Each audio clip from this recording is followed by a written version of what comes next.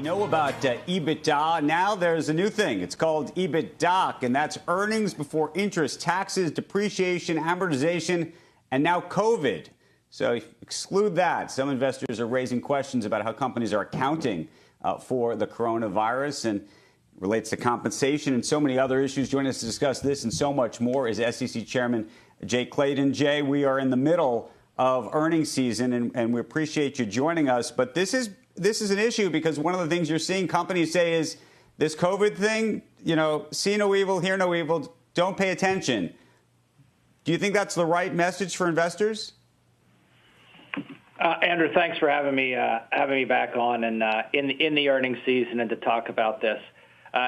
Let me say this. By and large, the public company reporting first quarter results and now in second quarter results that we have seen, people are doing a good job talking about the stress that their companies are facing, where they stand currently, and the outlook. As a general answer to your question, do we expect people to say, don't pay any attention to where we stand today? No, we don't. We expect public companies to tell the market where they do stand today. That is particularly important. So let me just be clear on that.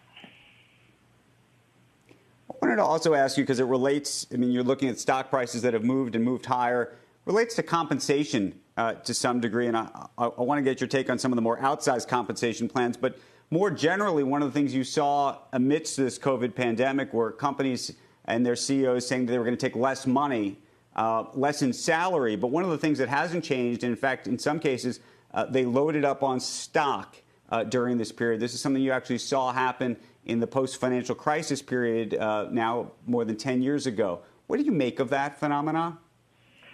Andrew, there's a lot going on here that let's break that down.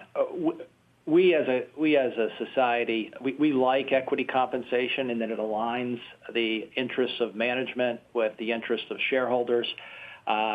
When boards of directors set that compensation, they not only need to think about amount and alignment in that way, but also at what time are people able to liquidate and take some of that off the table. And what we're in here is a period of uncertainty.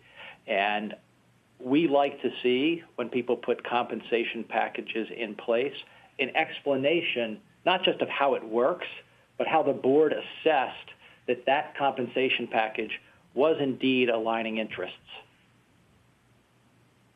So let me take one example, which is clearly the one that's been in the news. You've seen Elon Musk now become one of the wealthiest people in the world, in large part because of a remarkable compensation plan that, depending on your perspective, you could argue got more skin in the game than anybody, and is not being paid a quote-unquote salary. But boy, has he made a lot of money that people did not ever expect. On the other side, people say that this is a gross injustice. Andrew, you know that I'm not going to comment on any particular compensation plan or CEO. But what investors should understand is how long is an alignment of interest in place. When someone receives a large grant or a performance-based compensation, is that something that they can liquidate in 6 months or 6 years? And are they going to be staying aligned with shareholders over the long term? That's just one of many questions that boards generally, well-functioning boards, ask themselves, and that they disclose to the public. Jay, I know you don't like talking about specific people or companies, but the other thing I was going to ask, and it's in relation to Elon Musk, looks like he's trying to antagonize you. I don't really understand it. I guess everybody could say whatever they want, but he puts out this tweet. I don't know if you saw it. I'm sure you must have. Someone must have sent it to you, where he writes, SEC, 3-letter acronym, middle word is Elon's. I'll leave it to the audience to try to figure out what that is. But how often do you have CEOs that are publicly antagonizing your agency? Well, Andrew, look, we have public markets. We're public servants.